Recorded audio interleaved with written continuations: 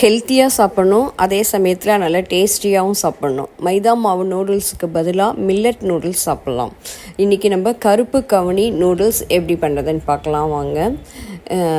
ஒரு table spoon அளவுக்கு எண்ணெய் ஊற்றி சூடானதுக்கப்புறமா ஒரு 10 பல் பூண்டு சின்ன சின்னதாக சாப் பண்ணி போட்டு கலர் சேஞ்ச் ஆகணும்.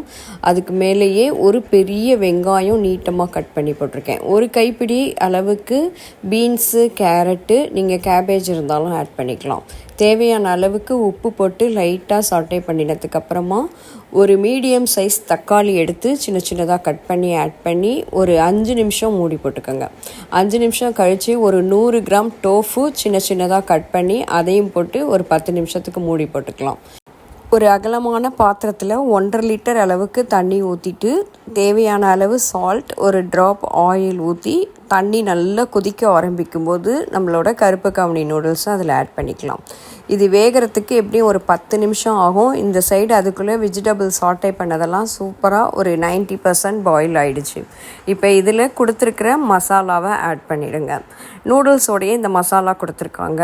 ஒரு 1/2 கப் தண்ணி ஊற்றினங்க மசாலா ஆட் பண்ணதுக்கப்புறம். இந்த சைடு பார்த்தீங்கன்னா 10 நிமிஷத்தில் நூடுல்ஸ் வெந்துடுச்சு. நீங்கள் இதை தண்ணியை வடிகட்டிட்டு போட்டுக்கலாம். நான் இன்றைக்கி டைரெக்டாக அப்படியே போடுறேன். நூடுல்ஸ் வேக வைக்கிறது மட்டும் டேஸ்ட்டு பார்த்துட்டு கரெக்டாக ஆஃப் பண்ணிவிடுங்க குழையாமல்.